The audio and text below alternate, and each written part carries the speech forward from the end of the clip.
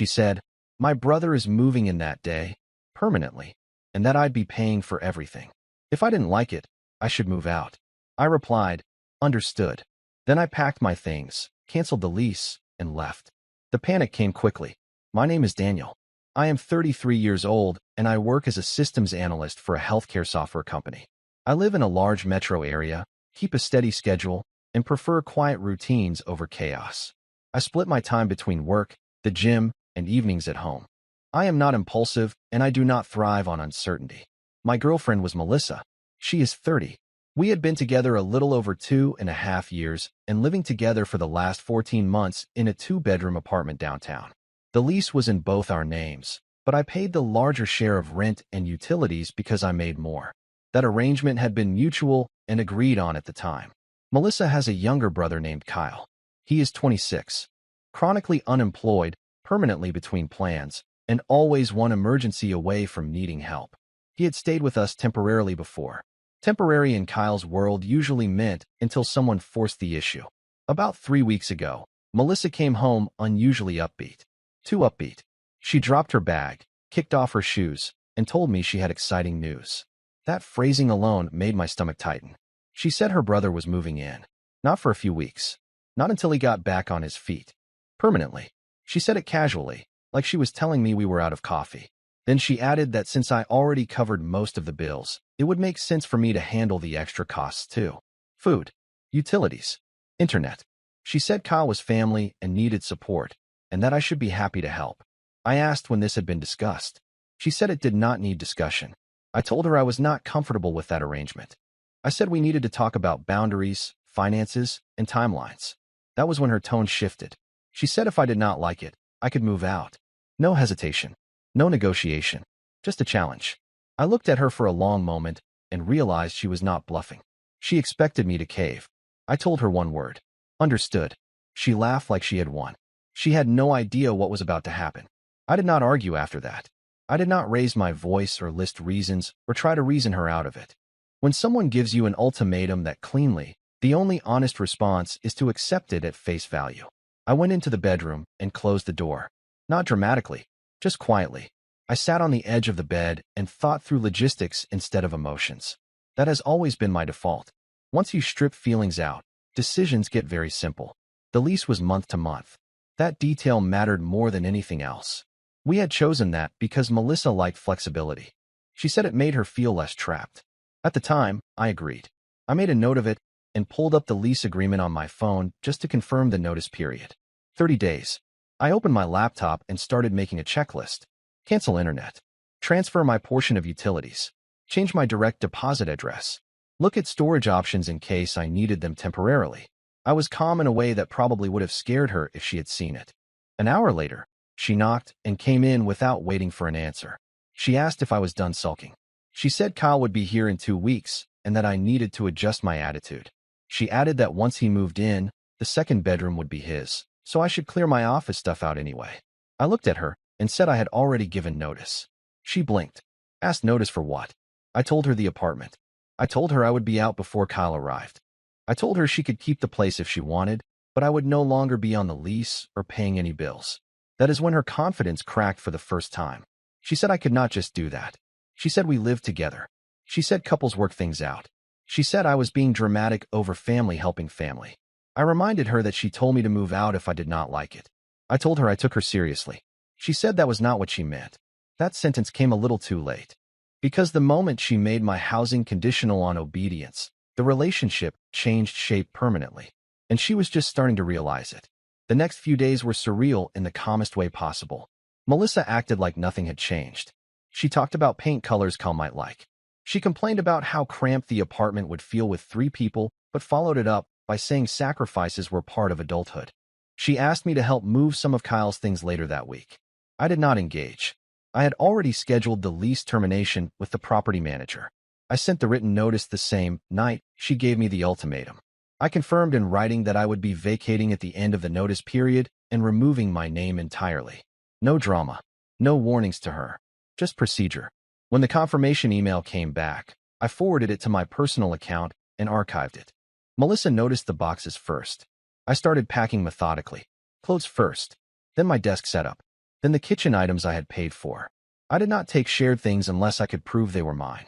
I labeled everything and stacked it neatly in the corner of the bedroom. She asked what I was doing like she genuinely did not know. I told her I was preparing to move out. She laughed and said I was being petty and trying to scare her. She said I always needed time to cool off and that I would change my mind. She reminded me that Kyle had nowhere else to go and said it would be heartless to abandon them over money. That framing was intentional. I told her this was not about money. It was about being told how my home would function and how my income would be spent without my consent. I told her I did not live in situations where my presence was conditional. She rolled her eyes and said I was overthinking it. She said I should just accept it like a supportive partner would. That night, she sent Kyle our address and told him to start moving his things in early if he wanted. That was the moment I realized she genuinely believed I was bluffing. So I booked the movers, paid the deposit, scheduled the date, and stopped discussing it entirely. The day the first utility transfer email hit her inbox was the day the panic finally started to surface. The panic did not arrive all at once. It leaked in through small cracks. First, Melissa asked if I was really serious about removing my name from the lease. I said yes. Then she asked if I had talked to the landlord yet. I said it was already handled. Then she asked when exactly I planned to leave, like she expected a window where she could still reverse things. I gave her the date. Her tone changed after that. Sharper, less playful. She accused me of blindsiding her. She said she thought I was just blowing off steam and that couples do not make major decisions without talking them through properly. I reminded her that I tried to talk, and she told me to move out if I did not like it. She said that was not meant literally. She said everyone says things in the heat of the moment. What struck me was that she did not apologize for saying it. She only objected to me believing it.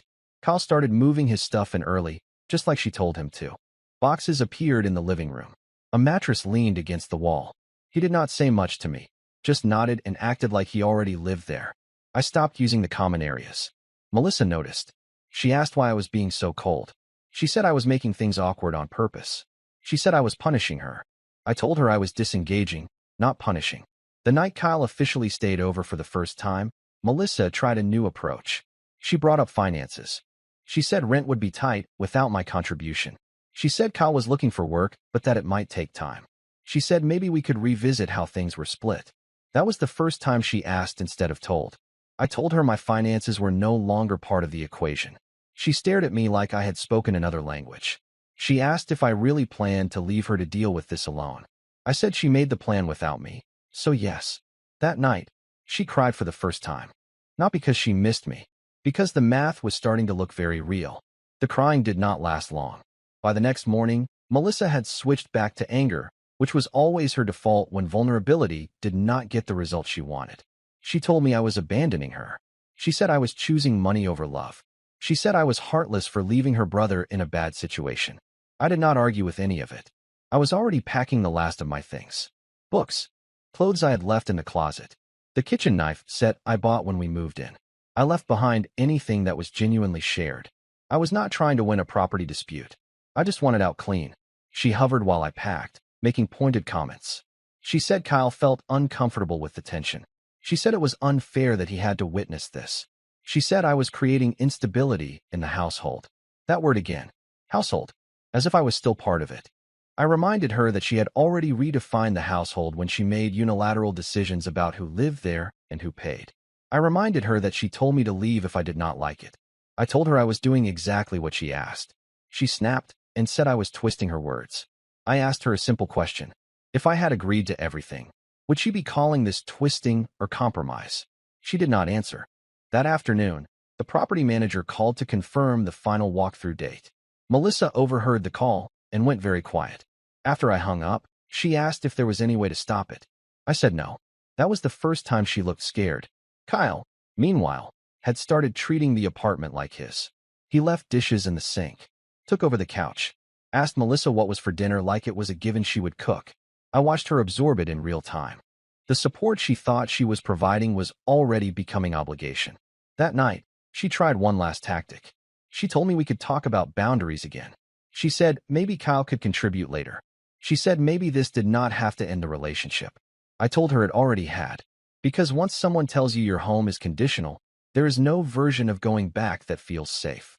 The movers were scheduled for the following week. and the panic was just getting started. The movers arrived on a Tuesday morning. Melissa thought that was still a bluff too. She did not believe anything was real until strangers showed up and started disassembling furniture.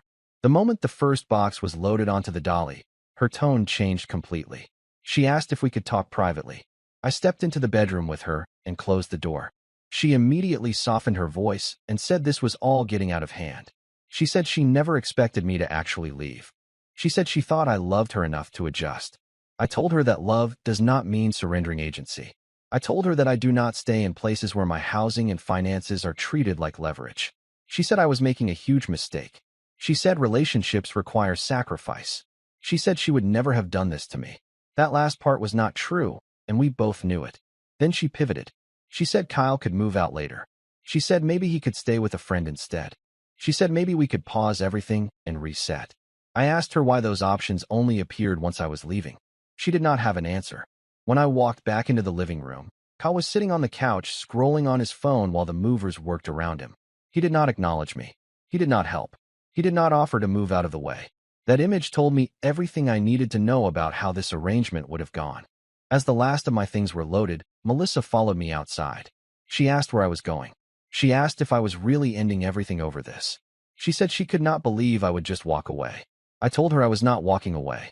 I was leaving exactly when she told me to. When I got into my car, my phone buzzed immediately. A message from her saying she did not think I would actually do it. That sentence stayed with me, because it explained the entire situation. She did not think my boundaries were real. She thought they were decorative. By the time I drove away, the panic had fully set in. The first night after I left, my phone did not stop buzzing. At first it was anger again. Long texts about betrayal. About how I embarrassed her in front of Kyle.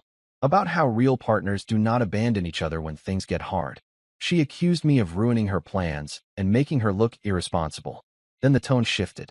She asked practical questions she should have asked weeks earlier. When the rent was due.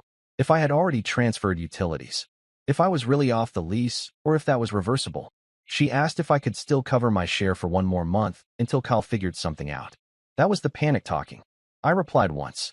I told her my obligations ended the day I moved out, and that the lease cancellation was final. I told her she needed to talk to the property manager directly. After that, I stopped responding. The next morning, the calls started. Missed calls stacked up one after another. Some lasted the full ring. Others cut off quickly, like she hung up just to see if I would call back. I did not. Kyle apparently still was not working. Melissa texted to say he was stressed, that the pressure was getting to him, that this was not what she expected it to feel like. She said she was overwhelmed and needed help. I noticed she never said sorry. Not once did she acknowledge the ultimatum. Not once did she admit she assumed I would fold. She framed everything as unfortunate circumstances instead of consequences. 2 days later, she showed up at my new place unannounced. I did not let her in. She stood in the hallway crying, telling me she had made a mistake. She said she did not think things through. She said she felt stupid and scared. She said Kyle was not contributing and she did not know how to manage everything on her own. I listened through the door. When she finished, I told her I was sorry she was struggling, but I was not coming back. I told her I did not feel safe living with someone who treated my stability like leverage. She asked if this was really it. I said yes. She slid down the wall and cried harder. That sound followed me for the rest of the night. But it did not change my mind. Because panic does not undo disrespect. And fear does not equal accountability. Over the next week, the situation unraveled fast. Melissa started texting less emotionally and more desperately. She sent screenshots of bills, rent reminders, utility balances. She said the apartment suddenly felt too big and too quiet. She said Kyle was sleeping all day and staying up all night. She said he promised to look for work, but somehow never left the couch. She told me she felt trapped. That word landed differently this time. This was the same apartment she said I could leave if I did not like her rules. The same flexibility she loved when she thought I would absorb the consequences. Now it was closing in on her. She asked if I could at least come talk to Kyle. She said he respected me more. She said maybe I could motivate him. That request stunned me. I reminded her that I was never his parent, his provider, or his buffer. I told her she chose this arrangement, and I respected her choice by removing myself from it. She said she felt abandoned. I said she felt consequences. Around that time, I found out through a mutual friend that Kyle had already told people the apartment was basically his now, that he planned to stay long-term, that Melissa had agreed to support him until he figured things out.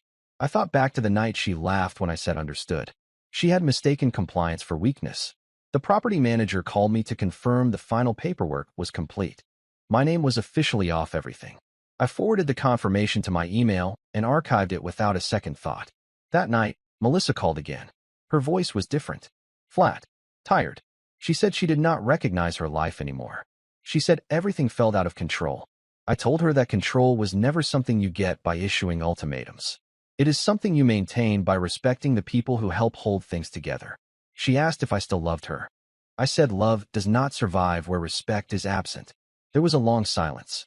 Then she whispered that she messed up. She was right. But by then, the damage was already structural.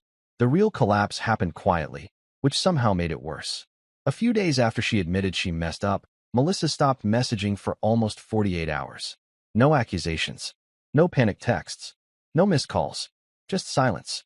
I assumed she was finally processing things or leaning on someone else for support. Then I got a call from an unknown number. It was the property manager. She asked if I was aware that Melissa had fallen behind on rent and utilities already. She said Kyle had not contributed anything and that Melissa was asking if my name could be temporarily added back to the lease to stabilize things. I laughed before I could stop myself. I told her no. Calmly. Clearly. I told her my lease termination was final and that I would not be reattached under any circumstances. She thanked me and said she had expected that answer. Not even 10 minutes later, Melissa called. This time she did not start with anger or sadness. She went straight to bargaining. She said she was overwhelmed. She said she made a mistake pushing me. She said she did not think everything would fall on her so fast. She asked if I could help just until Kyle got a job. She said it would only be temporary. Temporary again. I told her that was exactly the word that got us here. I told her Kyle had already been temporary before. I told her I was not stepping back into a situation I had already escaped from. Her voice cracked. She asked what she was supposed to do now. I told her the same thing she told me. Figure it out. That silence afterward was heavier than any yelling had been. Later that evening, a mutual friend told me Melissa had been venting nonstop, that she said she never thought I would actually leave, that she believed threatening my housing would scare me into compliance, that she was shocked I chose stability over staying and fixing things. That confession explained everything. She never expected me to choose myself. She expected me to stay, pay, and adapt. By the end of that week, she was talking about breaking the lease herself. Kyle, unsurprisingly, had no backup plan. The situation she created was eating her alive, and I was finally far enough away to see it clearly. I am writing this last part because people keep asking what the lesson was, or if I feel bad now that everything blew up on her side. Here is the truth. Melissa did not lose me when I packed my things. She lost me the moment she decided my home, my money, and my stability were tools she could use to force compliance. The moment she said if you do not like it, move out, she believed she was holding power. She thought I would panic, argue, bargain, or cave. Instead, I listened. I did exactly what she told me to do. That is what shattered her sense of control. The panic came quickly because her entire plan relied on one assumption: that I would stay, that I would pay, that I would adapt no matter how far the goalposts moved. Kyle moving in permanently was never the real issue. The real issue was that my consent was treated as optional. When I left, the fantasy collapsed. Bills became real. Responsibility landed where it belonged. Kyle did not magically transform into a contributor. Melissa had to face the situation she created without a buffer. I did not feel guilty about that. I did not abandon her. I exited a setup designed to trap me. I did not punish her. I accepted her ultimatum as stated. I did not escalate. I disengaged. There is a difference. If anyone reading this takes anything from it, let it be this. When someone uses ultimatums casually, believe them literally. When someone treats your stability like leverage, remove it from their reach. And when someone tells you to leave, do not argue your way into staying. I said understood. And for the first time in that relationship, I meant it.